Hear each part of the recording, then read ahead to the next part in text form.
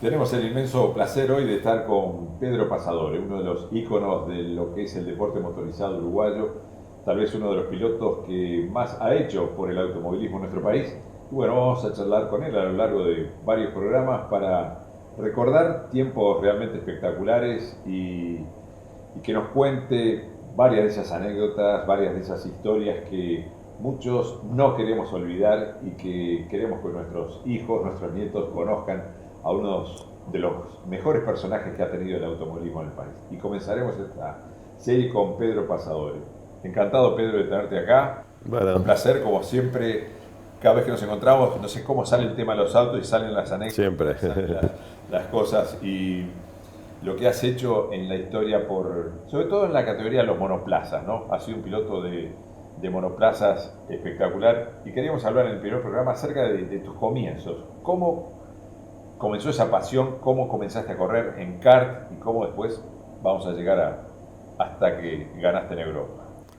Sí, bueno, los comienzos en Colón siempre fue un pueblo muy deportista, ¿no? Papá con el Olimpia, lo único que hacía era trabajar para ese club, por supuesto con sus trabajos de bodegas y de política, pero el Olimpia siempre lo tenía adentro y siempre trabajando y siempre haciendo cosas para el deporte.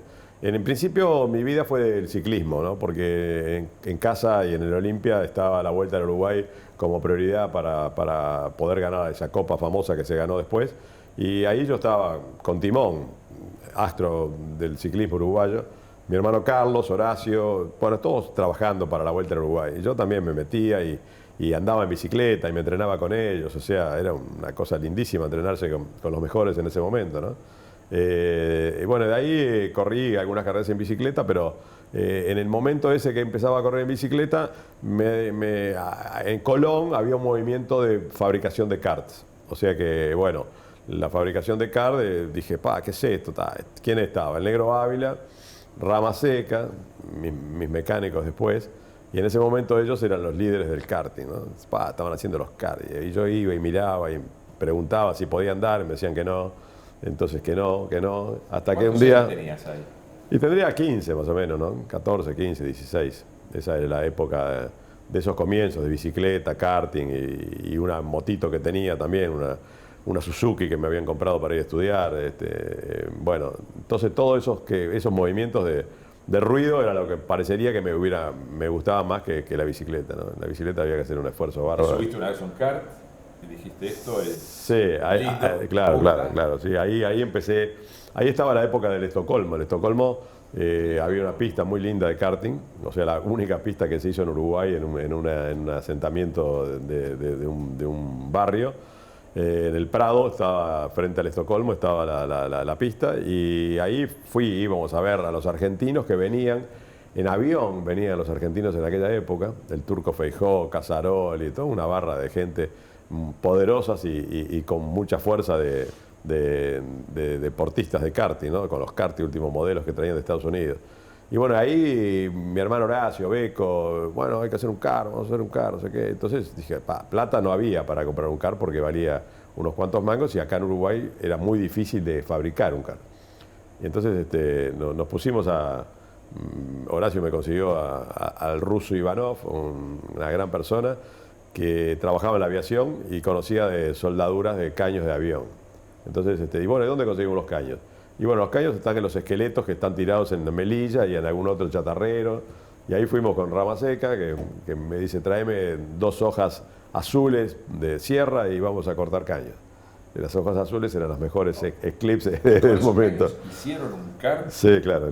Sí, Que fue sí. tu primer kart de competición. Sí, claro. Hicimos el car, tengo las fotos ahí para mostrarlas y sí, hicimos un car, le pusimos ruedas chicas que en ese momento los 125 tenían ruedas grandes, eran los que hacía Ávila.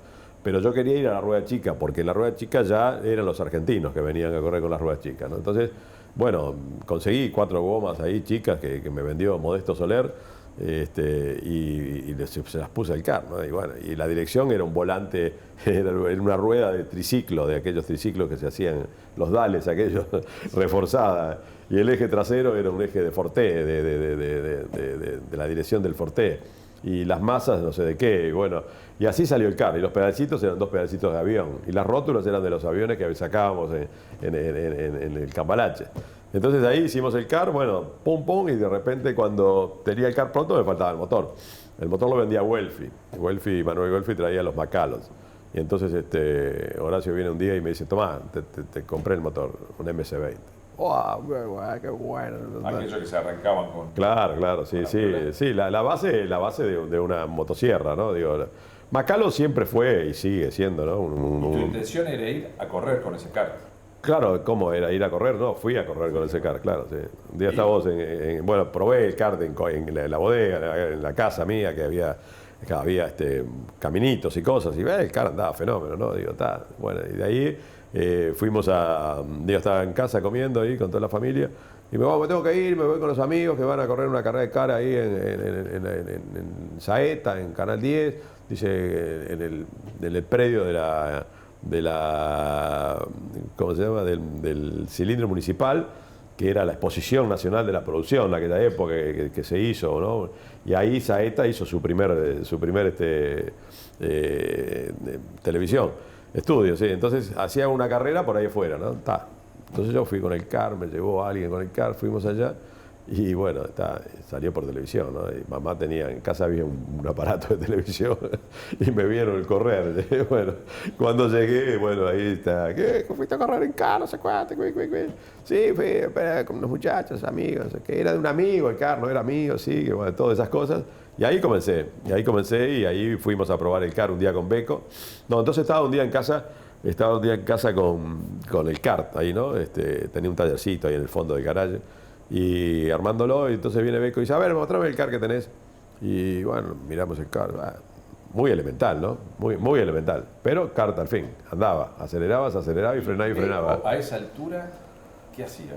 Corría fuerza libre, ¿no? Por eso. Claro. ¿Y fue una influencia importante en tu vida? O sea, fue no tu faro, tu ícono, tu héroe de autos, pero era un piloto importante en esa época ya para nuestro país. Sí, claro, sí, fue todo eso que decís vos, ¿no? Beco fue una participación de mi vida muy importante. Y lo que hacía Beco, tenía su Ferrari Corvette, y corría en fuerza libre. Antes de eso había corrido en Forte con Galván y con toda esa barra de gente, Avelino, con una gente muy importante que corrían y andaba muy bien, y bueno, los circuitos que se corrían, ¿no? Uno era Tarariras, otro era Carmelo, otro era... O sea, el bueno, ADN de las competiciones ya estaba en la sangre de los pasadores. Sí, claro, sí. Sí, bueno, Jorge, otro loco lindo de la carrera, digo, todos, Horacio, Beco, Jorge, Flaco Bertete, Meneghetti.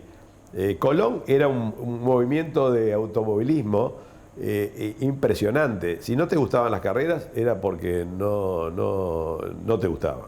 Digo, pero los sábados antes de las carreras se sentía Meneghetti probar su auto, el IFA, doble IFA de doble motor, frente a casa en la ruta 5 hoy, y en el corredor Garzón hoy, y bueno, lo probaba hasta altas horas de la madrugada, ¿no? Para que su motorcito anduviese. Y el motor del IFA, el ruido del IFA era un ruido muy estridente, ¿no? Dos tiempos que decía, que impresionante. Y después salía el Flaco Bertete con su limitada, con su baja cilindrada. Y después salía Mico López con su Panhard de baja cilindrada. Y después salía la moto de Gisolfo, una Norton Manx que corría de Gisolfo.